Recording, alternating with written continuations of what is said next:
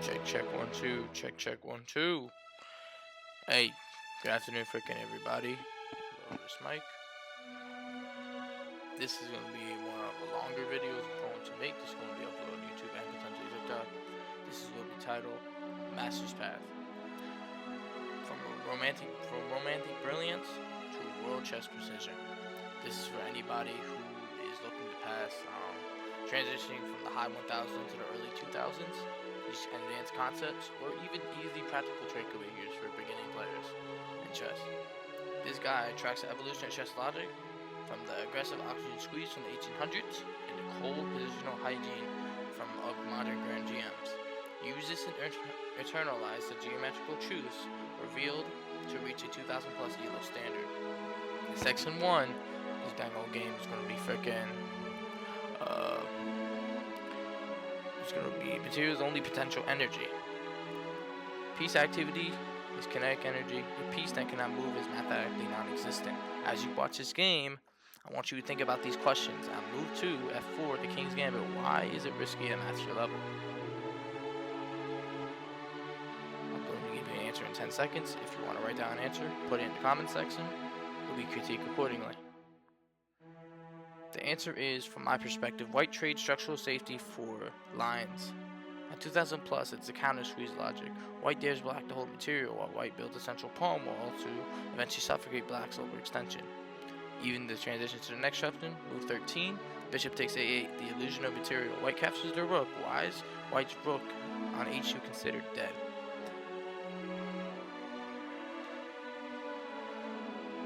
The insight is that Andersen used a tactical clamp. The h2 rook is a tall pawn physically blocked by its own king and the enemy. Knight on g3 by sacrificing the a8 rook buys black buys a dynamic object. Absolute control over the rest of the board. Move 19. Bishop e5 check. The interference. Bishop e5 is captured. Why is this better than a direct check? It's another positional clamp. It denies the e5 break, but white desperately needs for oxygen. Cuts the connection between white's queen and the defense and prepares the final match mobilization. Move 20. If you watched it or are getting there. Only way to break the defense. The decoy. Its the insight is the deflection. It forces the white queen on the square where she became a spectator to her king's defense. White physically clogged the f-file so the king cannot escape.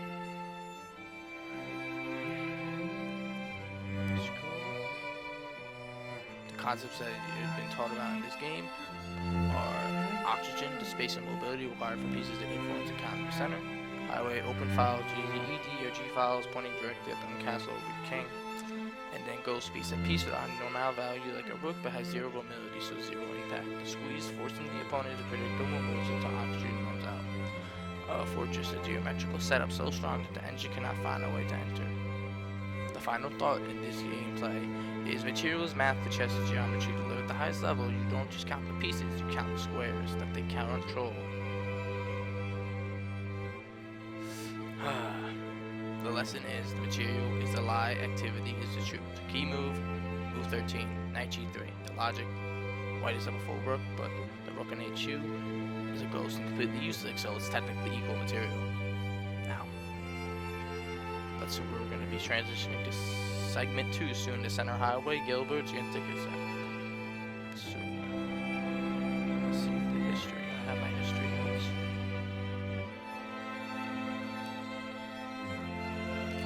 The history of this, the Romantic era, 1863, is the geometry of oxygen. The geometry of oxygen, Jacob Brazil, a world-class mathematician who was playing Adolf Andersen, the king of the attack in 1863. The players felt like it was cowardly to decline the sacrifice. Ramanas calculated the material, but Andersen calculated the solar position.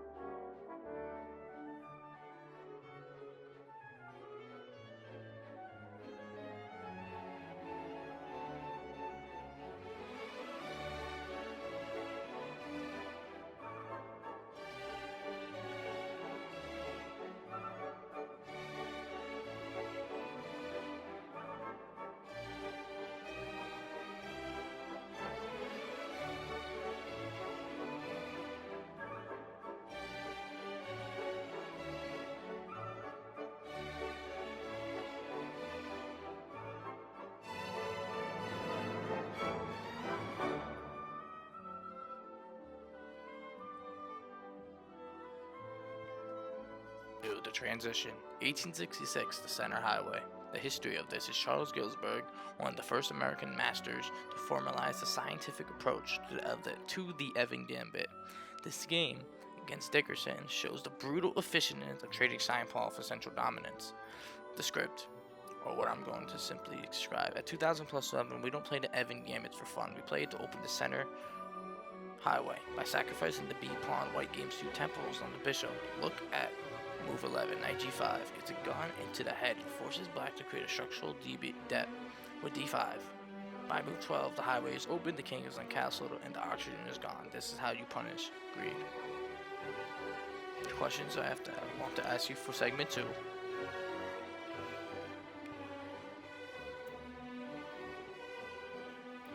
Is move 4. If you go back to the profitable loop, why give away the B pawn? Give me a moment. My apologies. The move on B4 is profitable because white trades a wing pawn for time. The result is a double temple on black's bishop c3 to d4, allowing white to build a center wall before black can castle. The next question is move 10. Knight g5, the tactical squeeze. Why skip its development for this attack?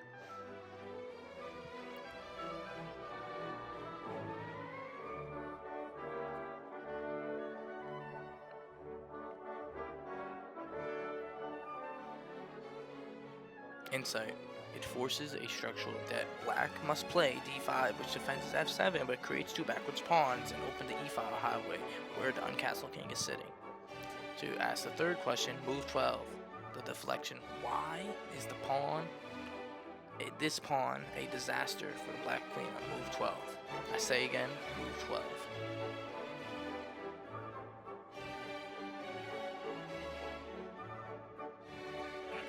If you didn't answer, it's a learning tactic. Taking on d6 and moves to queen guard over f7, allowing the knight to crash in with the fork, efficiently removing the king's remaining heir.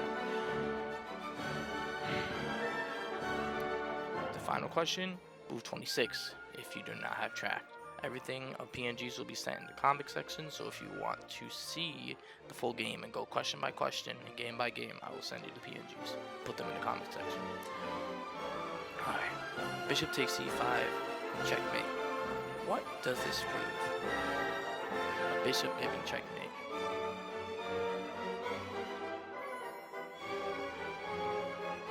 It shows total coordination.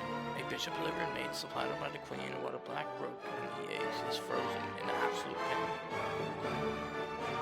Hope you guys enjoyed. Transitioning to segment 3.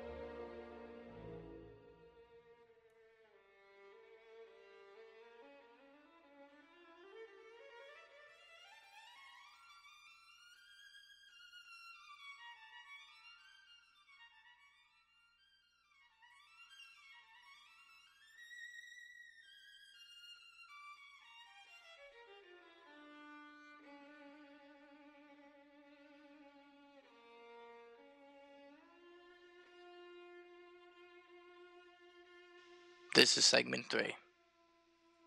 Final thought. Material is math, but chess is geometry. Count the squares they control. Don't count only the pieces in the technical math of a rook costs 5 points and a minor piece costs 3 points. It's too complicated, too much. Section 3. Segment 3. The lesson behind positional hygiene. Key move is 16. The octopus. And the filter draw. The logic is modern chess is about the babysitter rook. We don't always look for mate. We look for an electric fence or the Fieldor's position. The X-ray to freeze the opponent's king. A draw against a GM is a win for the soul when you prove the material is useless against your geometry. Now, they're going to be the questions in this history of the modern era. 2018 World Chess Champion Precision. History in Nikuna Nagara Chuang-sung versus Eirik Saren. Modern chess history is a battle of inches. The romantic fireworks are gone. They're replaced by the squeeze. This is how 2,700 rated GM players play when they want to neutralize an opponent completely. Now we move to the 1800s to today. This positional hygiene mobs GMs when give up the bishop pair to damage your structure. Look at the knight on d6 in this gameplay, the octopus. It acts like a splitter, presenting any coordination. Even when the material is equal, black is suffocating. And the draw, that's not a failure, it's an electric fence. Using X-rays and the Fieldor's position to hold a 1 position is the ultimate 2000 elo skill. Now, to even get to the end points of this video, what will be broken down? The explanation of isolated pawns and backwards pawns, structural debt and how those two correspond together, positional hygiene, why I sacrifice a good bishop on the move 16 to remove white's only active source of counterplay, and also breaking the math. The technical sacrifice on move 31 is mathematically deleted the opponent's oxygen. Toner synergy, a final mating net. Every piece acts as a jailer, leaving the king with zero air. The final game that I'm going to make commentary on is all these aspects, all these concepts applied. And I just got a recent game of an accuracy of 93.4%. Average centi-pawn loss 36, and I had won by checkmate. Result 0-1. Join this journey. Subscribe, follow to the TikTok or YouTube channel. Click SDS Forge. Hope you guys enjoyed. Watch the rest of the game, Jay. Enjoy the dang old music. Now, the questions is before we go for segment 3. Let's see, where's the questions at? Section 3. On move 6, if you go back, bishop takes f6 is structural imbalance. Why give the bishop pair? White trades a long-term potential immediate control by damaging black's kingside structure, what makes black's counterplay predictable, which knowing that the only way they can make counterplay is on the queen side. On move 16, the traditional octopus, how does the outpost knight win?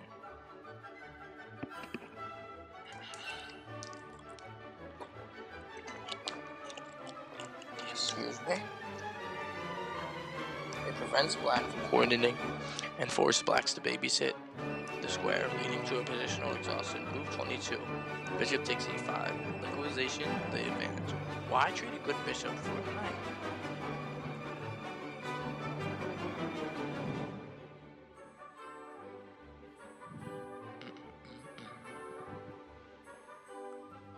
Bishop e5 to remove the anchor. Takes e5 to remove the anchor. Black simplifies the geometry to ensure white has no bridge left to invade. It is better to be slightly worse endgame that is clean than a complex one where the opponent has a dangerous knight. Move 66 where the draw is by impossibility. Why can't the active king win? There's a hint in one of the statements I made before in this video. Go back.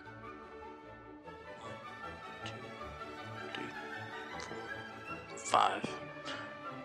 The tyranny of activity. White's rook performed the X-ray or the Fieldor's position in the inverted 3rd rank, or 3rd rank for right, 6th rank for black. On the pause, creating an electric fence, black cannot enter the winning square e5 without losing their queenside oxygen. Now, to summarize everything, the PNGs will be posted in the comment below. apply this gameplay. Hope you guys really do enjoy it, and thank you. That's all. Over and out.